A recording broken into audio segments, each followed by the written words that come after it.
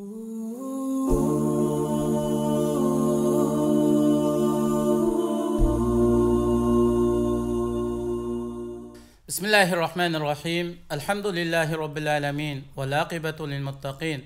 Esselatu vesselamu ala Resulina Muhammed ve ala alihi ve ashabihi ecma'in. Amma ba'd. Esselamu aleyküm ve rahmetullahi ve berekatuhu. Hürmetlik ustazlar, qırındaşlar, ata-analar ve o'qituvchilar. Tövende o'qituvchilar qılınadigan bazı tavsiye, nasihatlarni huzurunlarga sunamiz.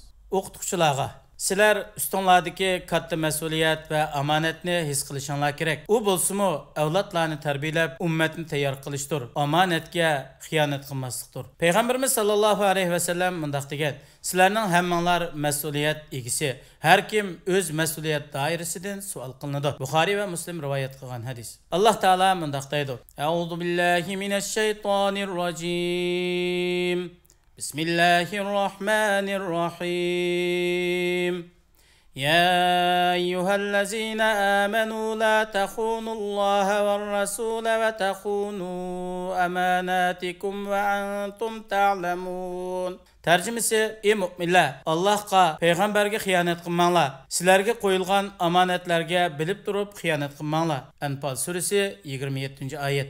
Omonatning jumlasidan o'tiladigan darslikni yaxshi tayyor qilish, o'tiladigan moddani puxta tushuntirib, atrofliq izohlash kerak. O'quvchilarni foydasiz ishlar bilan mashg'ul qilmaslik kerak. Uzr sababsiz dars kechikmaslik. O'quvchilar orasida odillik qilish, ba'zilarning qarashi bo'yicha ba'zi o'quvchilarga ko'ngil bo'lmaslikdan saqlanish kerak. O'quvchilarning sinfda quruq gap yoki uyqu bilan mashg'ul bo'lib qolmaslik uchun ularni aralab tekshirib turish. O'qituvchi o'quvchilarga go'zal ulgu bo'lish uchun imkoniyati bo'yicha tirishchanlik qilish kerak. Bo'libmi, bugünkidek o'qituvchilarning ta'sir ko'rsatish roli chekingan, boshqa ta'sir ko'rsatadigan omillar ko'p bo'lgan, himmat, iroda ojizlashgan, o'yin tomosha ko'p bo'lgan zamonda musulmon farzandlarining e'tiborsiz apandi xonimlarga agishib ketishining oldini olish kerak. O'quvchilarga dars o'tish jarayonida hikmat bilan va go'zal va'z nasihatlar bilan Allohning tarafiga da'vat qilishda ajr savob umid qilish kerak. Ko'plagan yoshlarning dastlabda to'g'ri yo'l tepib, adab, axloq,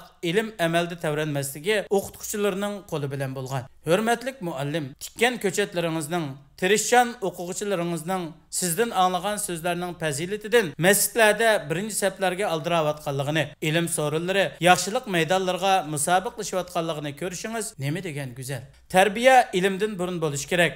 Maktab bo'lsa ikkinchi uy bo'lib, go'zal axloqni yuzlantirish, ma'lumot bilanlar g'izolantiradigan bog'chidir. O'quvchilarning qalbiga omonatdorlik, rostchilik, iffat, go'zal axloq, esil sifat va mas'uliyatni his qildirish qatorliq fazilatlarni o'rnashtiring. O'quvchilarni ilgari yoki hozir bo'layotgan voqelik orqali tarbiyalang. O'quvchilarning zehniga hadis lafzlari va go'zal ifodalashni o'rnashtiring. Dars boshlashdan ilgari bismillah deb Allohning nomi bilan hojat xutbasini so'zlash, xushal bo'lganda va xursandlik yetganda so'zi va harakati orqali shukr etishni bayon qilib turing. Katta tarbiyachimiz Payg'ambarimiz Muhammad alayhisalomning buni so'ziga amal qilishingiz kerak. Haqiqatan men sizlar uchun otining o'rnida bo'lib o'gitaman. Abu Davud rivoyat qilgan sahih hadis. O'quvchilarning tuyg'ulariga rioya qilishingiz, ularga koyimasligingiz yoki ularga nachar atalg'ularni qo'llanmasligingiz kerak. Ba'zi o'qituvchilar o'quvchiga ayib bo'ladigan ismni qo'llanadi. O'quvchi buni ko'nglida saqlab qabrga elib ketadi. Ya'ni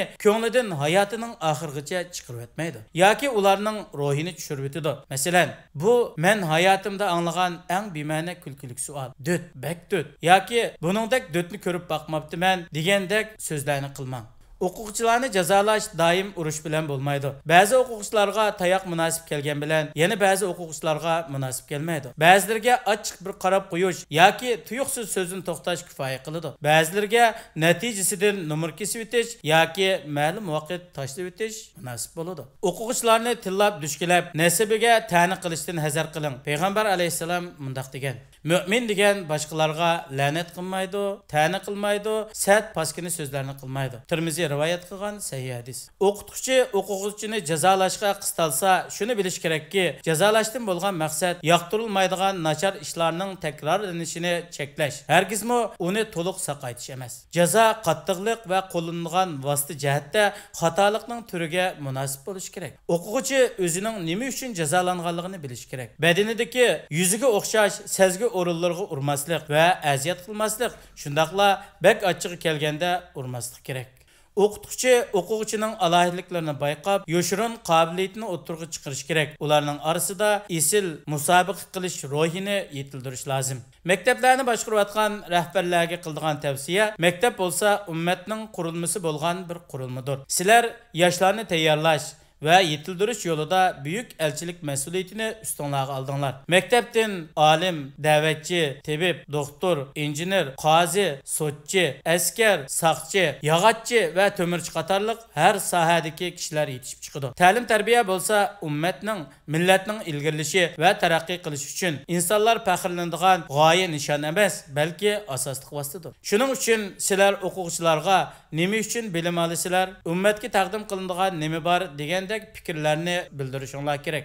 O'quvchilarda ilmga bo'lgan kuchlik bir turtkini paydo qilish zarur. Bu yerda o'quvchilarning axloqiy, ilmiy va tarbiya saviyasida aniq tushkunlashish bo'lib, o'quvchilarning ehtiyojlarini bilib, uni qondirish, ularni qizg'inlik bilan ilm olishdan cheklab qo'ydigan qiyinchiliklarni hal qilish va undan qutuldirish muhim. O'quvchilarning tushkunlashishini davolashning vositalaridan maktab ichi va sirtidagi ko'rinishga ahamiyat berish, darsni to'g'rilashda savol-javob shaklidagi turli intilishlarni paydo qilish, jonliq suratlarni qo'llanish, ma'lumotni yetkazish uchun farqli tarbiya vositalarini qo'llanish. O'quvchilarni fikriy va aqliy tafakkurga ko'ndirish uchun o'qituvchi o'quvchilar orasida munozara eshigini echish qatorliqlardan iborat. Maktab rahbarlari ba'zi o'quvchilar va ularning ota-onasini rozi qilish uchun shar'iy va axloqiy belgilamadan o'tib ketishdan hazar qilish kerak. Alloh taolodan bu o'qish yilini musulmon o'quvchilar uchun yaxshilik, to'g'rini tepish, barakat va muvaffaqiyat yili qilib berishni, bizni o'z yaxshi ko'radigan va rozi bo'ladigan ishlarga muvaffaq qilishni so'raymiz. Allah hammalarni o'z yaxshi ko'radigan, rozi bo'ladigan ishlarga muvaffaq qilsin va barliq o'quvchilarimizni tirishib yaxshi o'rganib, hayotini Allohning dini va bizning vatanimizni ozod qiladigan haqiqiy yaramliq avlodlardan bo'lib yetishib chiqishga Alloh muyassar qilsin. Assalomu alaykum va rahmatullohi va barakatuh.